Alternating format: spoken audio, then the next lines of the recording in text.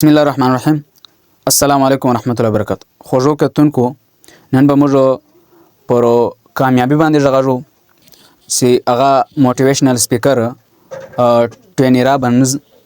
دغه په فکر شي چې له اسلام هټ کر د کامیابی 25 کې شي. نن به هغه پر فکر باندې غږ لاغي بعد به موږ بیا کوشش کوو چې اسلام و کامیابی ته په کم نظر ګوري. رابنټون یای اول سوال کامیاب کم سړی جوړیدای شي؟ دوم هر انسان کامیابی غواړي خو دغه کامیابی په څه کې ده او د کامیابی د پاره یا د ځان کامیابی دلو د پاره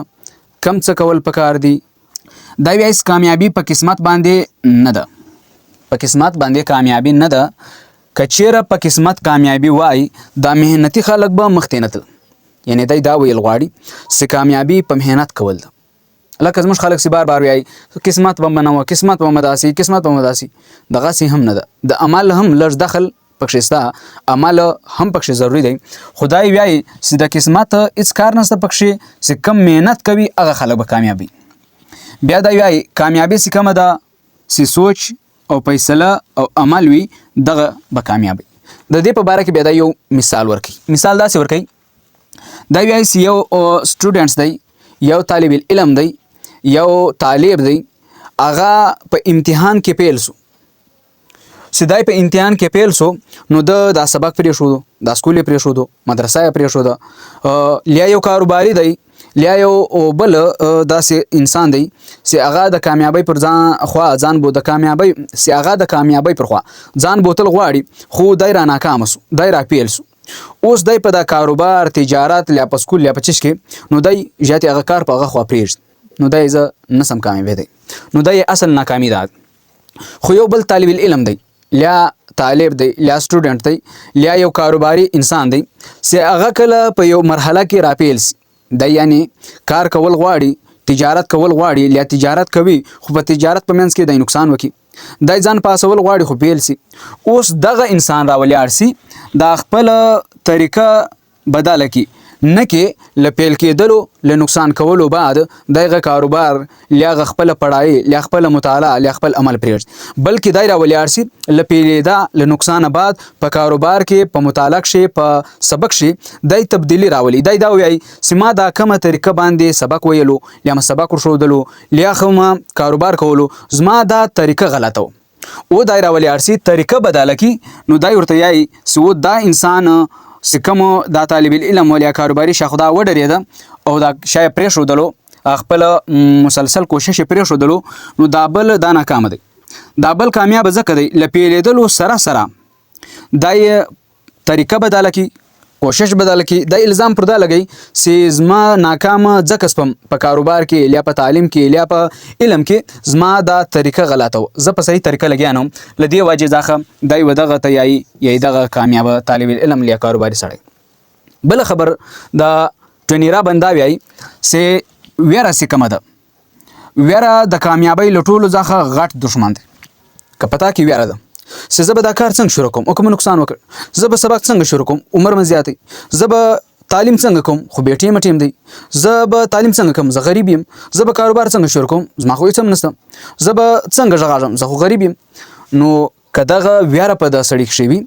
دا سړی کاروبار لخپلې ویرې د ناکامۍ له ویرې نشي شروع کولای او نه شروع کوي نو دغه یای چې دا ویره سي کومه ده دغه د کامیابی لوی دشمن دی. یعنی د ویرې سړی کامیابی پر خوا نسی تلای. دا وایي چې ناکامي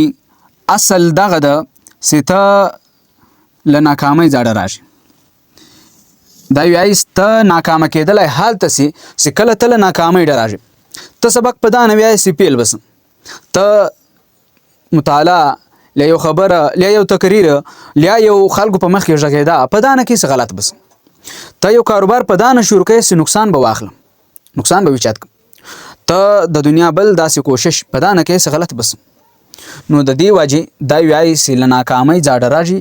دا ناکامي ده،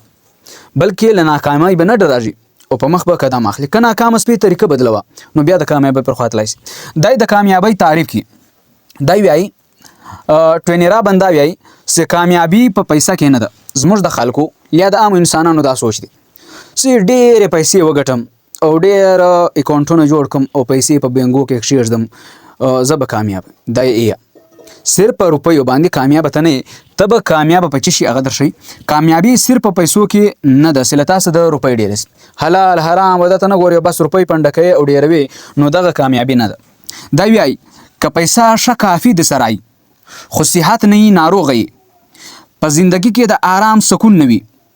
او خپل خلک در سره نه وي درځه خفه یعنی خپلواني نه وي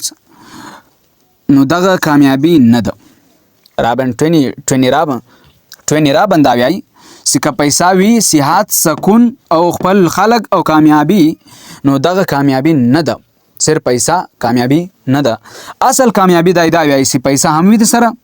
صحت هم برابر وي د زړه سکون هم درته حاصل وي خپل خلک د هم خوشحالي نو دغه اصل کامیابي ده ټویني رابن دغه